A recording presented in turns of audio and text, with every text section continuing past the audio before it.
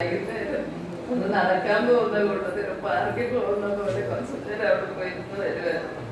അതാ 2-3 വർഷം. അത് കഴിഞ്ഞ് പിന്നെ പോയിട്ടേ ഇല്ല. ഇതുപോലെ കല്യാണം ഇങ്ങനെ മാത്രമേ പോയിട്ടുള്ളൂ. ഗുരുദേവൻ എന്താണെന്നോ ഒന്നും അറിയില്ല. ഇന്ന് എൻ്റെ മകൻ്റെ ബർത്ത്ഡേ ഇന്നാണ്. 10 രാത്രി.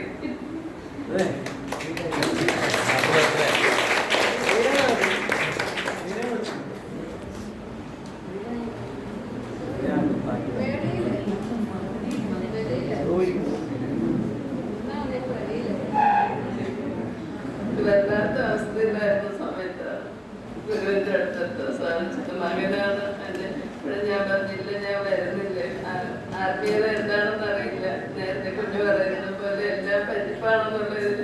അവിടെ നീ പോയിക്കോ, ഞാൻ വരുന്നില്ല. അവരായിരുന്നു വീട്ടിൽ പ്രശ്നം. സമയത്ത് വീട്ടിൽ വരില്ല, സമയത്ത് ഉറക്കാൻ നിൽക്കില്ല. അങ്ങനെ അടച്ചുചിട്ടയില്ലാത്തൊരു ജീവിതമായിരുന്നു. നമുക്ക് 5 വർഷം ജൂലൈയിൽ ഇതുപോലെ ഞങ്ങൾ എല്ലാവരും കൂടെ ഗുരുവായൂർ അമ്പലത്തിലെ കൃഷ്ണന്റെ മുമ്പിൽ പ്രാർത്ഥിച്ചു. ഇനി എനിക്ക് ഒരു വഴിയില്ല, അവരത് നേരെയാക്കി തരാൻ ഏതെങ്കിലും ഒരു ഭാഗ്യം നടത്താനായിട്ട് പ്രാർത്ഥിച്ചു. കഴിഞ്ഞ ജൂലൈ ഓഗസ്റ്റ് ആയപ്പോൾ മുതൽ ക്ലാസ് കഴിക്കാൻ തുടങ്ങി.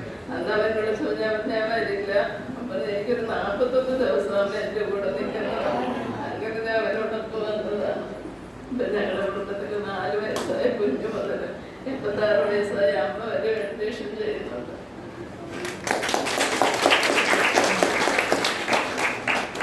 കുടുംബത്തിൽ ഭയങ്കര ഞാൻ എപ്പോഴും ആഗ്രഹിക്കുമായിരുന്നു ഒരു മേശയ്ക്ക് ചുറ്റും വരുന്ന കുടുംബത്തിൽ എല്ലാവരും ഇരുന്ന് ഭക്ഷണം കഴിക്കാനെങ്കിലും ഒരവസരം. ഓരോരുത്തരും ഓരോ സമയത്ത് വന്ന് കഴിച്ചിട്ട് പോകുന്ന ഒരവസ്ഥയായിരുന്നു. ഇപ്പൊ എല്ലാവരും ഒരുമിച്ച് സ്വന്തം കഴിക്കാനാണ് ഈ മെഡിറ്റേഷന് വന്നത്.